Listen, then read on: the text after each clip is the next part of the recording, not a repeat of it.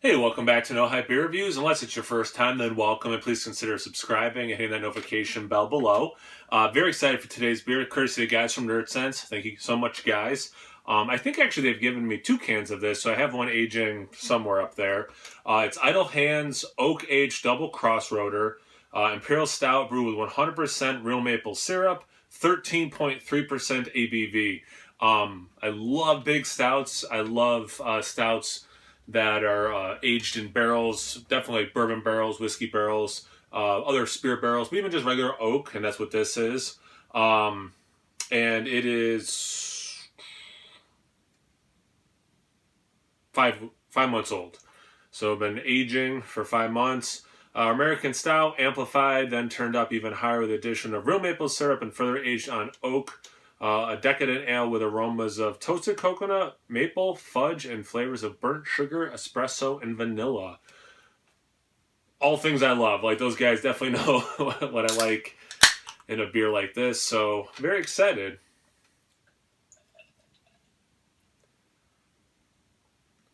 If you're wondering, I'm about to watch Captain Marvel, and that's why I'm using this glass. If you're like, you don't typically use pint glasses, shaker pint glasses, I should say.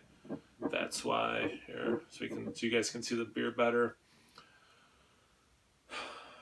Yeah, it's very dark brown, around the edges, black. I can see like a little bit of that red cola kind of thing, like staring at it that way at an angle. But yeah, I mean, it definitely looks like a big stout. I don't know if I would have guessed, 13% based on how it looks, but I would have thought up there because it is a dark, definitely a dark beer. Just under a finger, probably when I poured it, a finger of this like brown mocha, light mocha color head. But yeah, definitely looks like a big stout. Let's see about the aroma.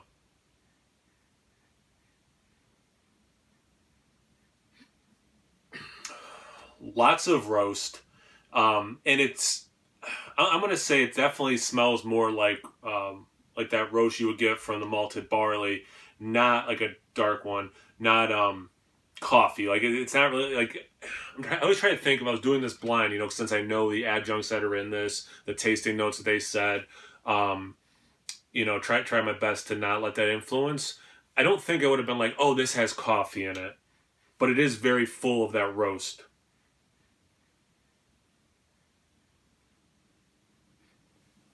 I definitely get vanilla, and I don't get oak specific, but I do get a vanilla. Definitely maple syrup, but it's like 85% that roasty, stouty quality, which I guess makes sense because that's the base of what this drink is. And then, the remaining percentages are some sort of mix of the vanilla from the oak and the maple syrup. The maple syrup has a sweet quality, obviously, but like the beer itself does not smell overly sweet.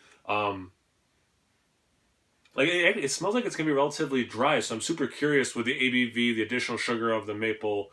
Although oak can certainly dry out a beer, I'm really curious what it tastes like in terms of that. So only one way to find out. Cheers! What a long way to say cheers.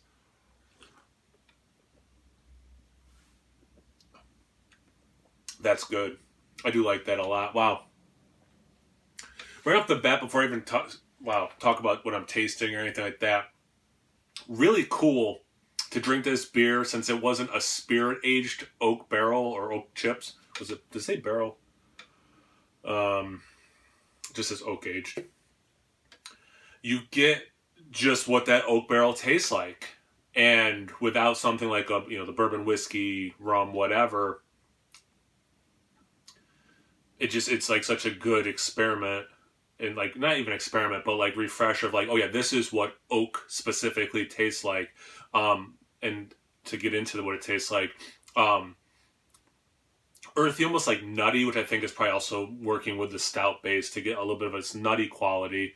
Vanilla's coming through, but not huge. Again, like if I was doing this blind, I don't think I would be like, oh, it's definitely got vanilla beans in it or something. But there is that soft vanilla you would get from an oak in there for sure.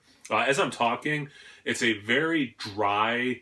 Um, it's not quite dark chocolate, but it is like this dry roast, probably specifically beer because it's not chocolate, it's not coffee like. It is like just this dry, burnt, charred malt kind of a thing, but not sugary, not like burnt caramel or something.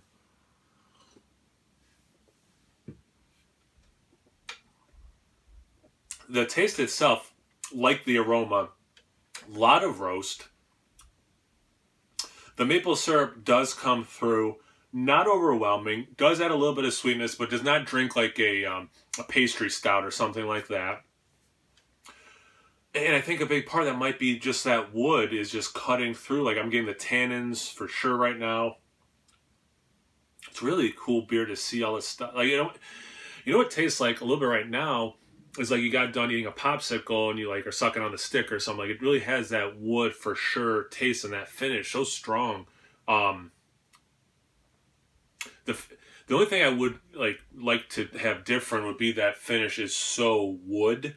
If that could be toned down a little bit, although it works so well, you know, in the gulp, in the sip, as you're tasting the beer, you know, fully, it works so well there.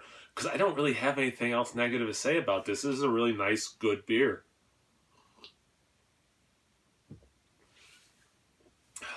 That roast and that sweetness, like I can get a little bit of chocolate.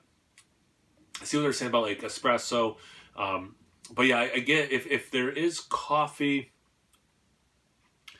it's a burnt coffee. So I guess again the espresso I can see goes down easy. 13.3% does not drink that big in a very scary way actually, because it definitely does not drink that big.